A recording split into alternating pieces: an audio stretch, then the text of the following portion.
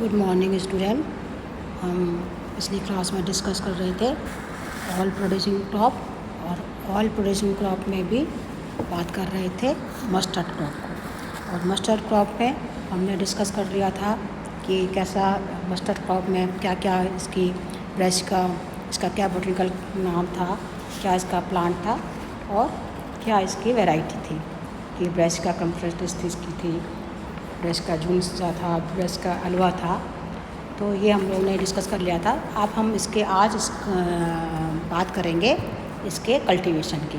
तो किस तरह से सरसों की खेती की जाती है, उसमें क्या क्या चीज़ें स्टेप बाय स्टेप, कैसे preparation of field, manure and fertilization कैसे करा जाएगा, क्वालिटी ऑफ सीड और सीड ट्रीटमेंट कैसे हैं, क्या टाइम है सोइंग का, क्या मेथड है, इरिगेशन कैसे किए हैं, वीडिंग क्या सिस्टम है, हार्वेस्टिंग का क्या समय है, और क्या इससे किस तरह से प्रति हेक्टेयर क्या इसकी उपज होती है।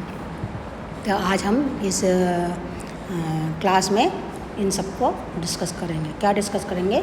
Cultivation of mustard crop. तो बात करेंगे तो सब क्या है, नंबर 1 पर क्या है कि प्रिपरेशन ऑफ फील्ड। तो प्रिपरेशन ऑफ फील्ड में क्या चाहिए कि सरसों के जो खेती के लिए में जो खेती है, इसके लिए खेती जो है संचित और असंचित, मतलब ऐसे दोनों ही प्रकार में ज़मीन पे हो सकती है ये खेती, जहाँ पर पानी की सुविधा हो किसानों को और या पानी की सुविधा ना हो। तो दोनों ही तरह के खेतों पर जो भूमि है वहाँ पर ये संभव कर सकते हैं। वहाँ पर सरसों की खेती मस्टर्ड की कल्टीवेट किया जा सकता है। और ये जो है इसका खरीफ मौसम के जो रुके जो खरीफ की जो फसल मौसम के जो छोड़ देते हैं उन पर उसी टाइम स्टार्ट कर देते हैं। और जो प्रथम जो पहले जो रेनी सीजन है, जो जुताई का टाइम है वर्षा के ऋतु में, एक बार जो हल पलट देते हैं और 3-4 बार जुताई की आवश्यकता पड़ जाती है। पानी रेनी सीजन से पहले ही 3-4 बार जुताई की आवश्यकता होती है, जहाँ जिससे कि खेत में जो मिट्टी है वो कई बार उसमें ऊपर नीचे हो जाए, भुरभुरी हो जाए। और उसमें कुछ लोग तो मई के माह में भी कहते हैं कि जिप्सम जो है उसमें भली प्रकार से अच्छी तरह से मिट्टी में मिला देते हैं। और मिट्टी में मिलाने के बाद फिर मिट्टियों के खेत में चारों तरफ मुड़िया टाइप या डोलिया टाइप बना देते हैं, ताकि जैसे कि वर्षा का पानी जो है बरसात हो तो वहाँ पर खेत में पानी भर जाए। और पानी जिससे कि पानी भरा रहने के कारण जिससे कि जो भी उसमें मिनरल्स वगैरह हो पानी में साथ नीचे ज़मीन के अंदर चले जाए। और इसके बाद फिर वो कर देते हैं जुताई, और इस तरह से खेत जो है उनका बुवाई के लिए, सोइंग के लिए तैयार हो जाता है। फिर है कि मैन्योर कौन सी खाद डाले जाएं, क्या फर्टिलाइज़र यूज़ करे जाएं।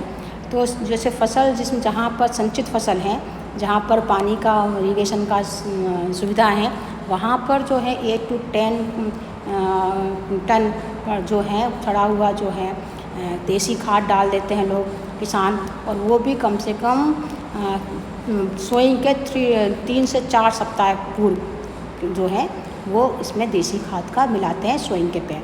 और अगर वहाँ पर सिंचाई का साधन नहीं है तो इसके खाद की मात्रा कम मिलाई जाती है, 4 to 5 टन पर हेक्टर के हिसाब से। इसमें 2 करके मिला के जुताई, फिर उनमें 2 बार इनको किसान को हल चला के उसको जो खाद वो डाला है उसको ढंग से फिर से जुताई कर देते हैं, हल चला देते हैं, जिससे कि वो जो डाला हुआ खाद है वो आराम से ऊपर नीचे मिट्टी में एक समान से मिल जाए। कुछ लोग हैं अच्छी फसल लेने के लिए, सिंचित फसल के लिए जहाँ पर पानी की सुविधा है, वहाँ 60 किलोग्राम नाइट्रोजन, 30-40 किलोग्राम फॉस्फेट मिला देते हैं, जहाँ पर इम्प्रूव वैरायटी या अच्छी फसल किसान लेना चाहते हैं। इसका जो जुलाई का जो है अंतिम जुलाई में जो है, क्योंकि मिट्टी में कुछ लोग की दीमक या अन्य कीड़े ना हैं सॉइल में होते हैं, तो BSC 10%, एंड्रीन 5% का चूर्ण भी प्रति 25% किलोग्राम प्रति हेक्टर के हिसाब से खेत में डालकर उसमें हल चलाकर वो भी मिट्टी में मिला देते हैं सोइंग के पहले। फिर बात आ जाती है कि क्वांटिटी ऑफ सीड क्या है, सीड ट्रीटमेंट क्या है, टाइम ऑफ सोइंग क्या है, मेथड क्या है।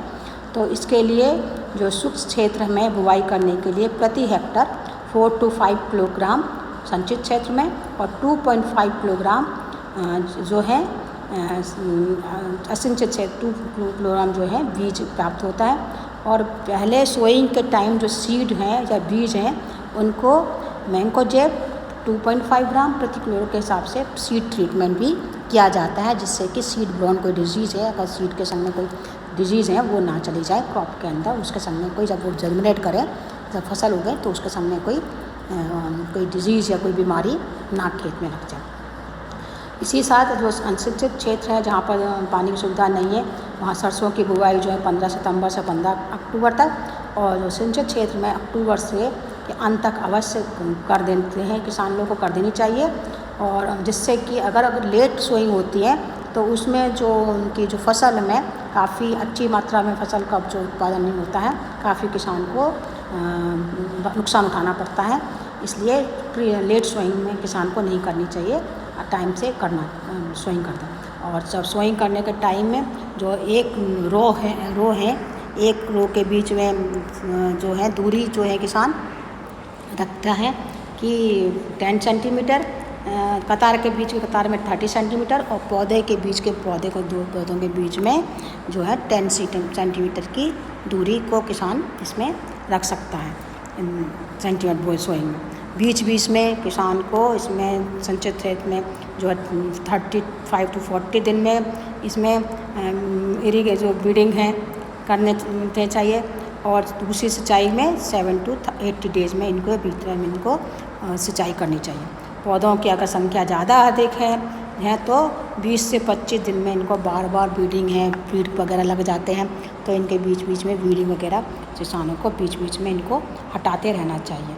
अगर हम बात करें हार्वेस्टिंग का, तो सरसों की जो फसल है फरवरी मार्च में पूर्ण रूप से पक जाती है, फ्लावरिंग हो जाती है, पक जाती है, और पकने का टाइम में जो है इसके पत्ते जो हैं पीले झड़ने लगते हैं, झड़ने लगते हैं आराम। इसमें पूरा खेत जब है फ्लावरिंग होती है, पूरा खेत में येलो कलर के फ्लावरिंग दिखने लगती है। और पकने के बाद में इसमें जब पक जाते हैं तो नीचे की तरह समानता जो पत्ते हैं इसके झड़ने लगते हैं, पीले पड़ जाते हैं, तो उस समय ही फसल को काट लेना चाहिए। इसके जब पूरे पॉट बन जाते हैं, उसमें फलियां दिखने लगती हैं, उस टाइम किसानों को उसकी फसल को कटाई कर लेते हैं दांतली से या किसी हंसिए से, और फिर इनको सूखे फलों को लकड़ी से के डंडों से काट कर या पीट कर बीजों को अलग कर लेते हैं, और फिर उनको विनोइंग करके बीज को धूप में सुखा कर इसको अलग करके डाल के बोरियों में भर कर उनको भर लेते हैं इनकी फलियों के बीज को। और अगर इसकी करें क्या उपज है, सरसों की उपज 10 to 12 क्विंटल प्रति हेक्टर प्राप्त करते हैं। बीजों में जो तेल है वो 30 to 48% तक ऑयल इसके अंदर होता है।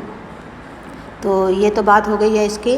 तो अब जो बीज है सरसों का, जो बीज में किस तरह से बीजों में से तेल निकाला जाता है, उसका बीज तेल निकालने के लिए पहले तो प्राचीन काल में तो इन बीजों को लोग पत्थरों से पीस के बीजों को पीस कर निकाल लेते थे, पर 1900 में एक स्क्रू प्रेस किया, जो स्क्रू प्रेस जो इसके द्वारा निकालते थे, या हाइड्रोलिक प्रेस के जो है उसके द्वारा टेक्निक है, उसमें बीजों के में डाल देते हैं, और डालने के बाद इनको चलाया जाता है, जिससे कि इंक्रीज प्रेशर करके, जिससे कारण बीज टूटते हैं और बीज का अलग होके उसमें एक स्लॉट से तेल अलग आ जाता है, और जो ऑयल केक है वो दूसरी तरफ से निकल जाता है। तो जो ऑयल केक है या जिसको खली भी कहते हैं, उसमें 2 to 4% तेल उपस्थित रहता है, और उस जो तेल एक तरफ से आगे आ गया, और उस खली में अगर 2 to 4% तेल है, उस तेल को भी कार्बनिक सॉल्वेंट की विधि के द्वारा बचे हुए तेल को बाहर निकाल लिया जाता है। इसको खली में से जो पहले इस खली में से जो तेल निकाल लिया जाता है, उसको डिस्टिलेशन या हेक्सेन विधि से पुनः अलग करके तेल प्राप्त कर लिया जाता है। बार बार खली में से तेल निकालने की इस खली में केवल 0.5 to 0.75% ही तेल बचकर रह जाता है। तो इस तरह से सरसों के खेती में सरसों के बीज से किस तरह से सरसों का तेल प्राप्त हो जाता है। तो ये तो बात हो गई कि है। अब इसमें है कि कुछ इम्प्रूव वैरायटी किसान कैसे हैं, तो भाभा में एटॉमिक रिसर्च सेंटर ने ICR के समय समय पर इम्प्रूव वैरायटी रिलीज़ करते रहते हैं, जैसे Pusa gold, Pusa Kalyani, RL18, PR15, RH30, सरसों का तोरिया की नई ये तो हैं मरुस्थलीय जातियाँ हैं। और ICAR के इंस्टीट्यूट ने झुमका, पीली सरसों, भारतीय सरसों CH52, इंडियन मस्टर्ड CH52, तोरिया SEJ2, करण राय की करण, रवा PVR 97, इस तरह कुछ फसलें हैं जो इम्प्रूव वैरायटी उन्होंने समय समय पर रिलीज़ की हैं। और कुछ डिजीज़ भी हैं जो इन फसलों में लग जाती हैं, alternaria bright, bright rust, club root, stem rot, brown mildew, ये कुछ डिजीज़ हैं जिनको कि इनमें छिड़काव किया जाता है। कब जैसे कि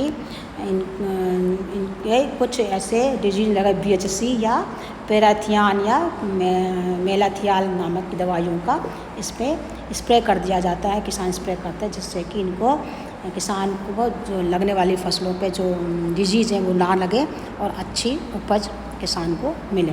अगर यूज़ क्या क्या यूजेज हैं इस क्रॉप के या सरसों के क्या यूज हैं, तो पहले तो सरसों का तेल बहुत अधिक मात्रा में उपयुक्त होता था खाने में प्राचीन काल में, पर अब आजकल क्योंकि इसमें एसिडिक एसिड की उपस्थिति के कारण हानिकारक प्रभाव के कारण कुछ लोगों ने आजकल इसका चलन कुछ कम हो गया है।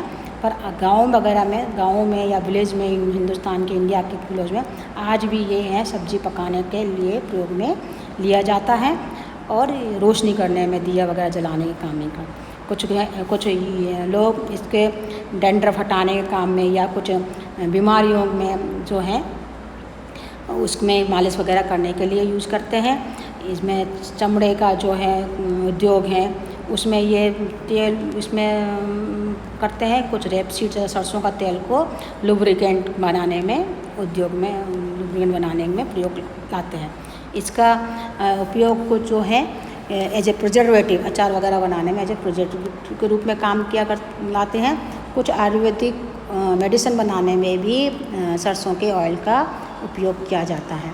इसके कुछ प्लांट को ऐसे कहा गया है कि प्लांट को सुखाकर जलाने पर जो ऐश तैयार होती है, राख तैयार होती है, अगर उनको पौधों के ऊपर डाल दिया जाए तो उनमें, उन पौधों में ज़्यादा बीमारियाँ नहीं लगती हैं और दूसरे तरह के खरपतवार वगैरह भी ज़्यादा ग्रो नहीं करते हैं। अतः मतलब इस पौधों में जो है कवकनाशी गुण के साथ खरपतवार गुण को भी नष्ट करने में क्षमता रखता है, ऐसा कुछ किसान या कुछ इस तरह से पाया गया है। इसके बाद इसका जो केक मिलता है, जो तेल निकालने के बाद में पदार्थ के बाद जो खली बचती है, ऑयल केक बचता है, उसमें भी जो तेल उपस्थित होता है उसमें से तेल निकालने के बाद में जो खली है वो ऐसे कैटल फूड, वो भी ऐसे पशु आहार या कैटल फूड में बहुत अच्छा माना जाता है।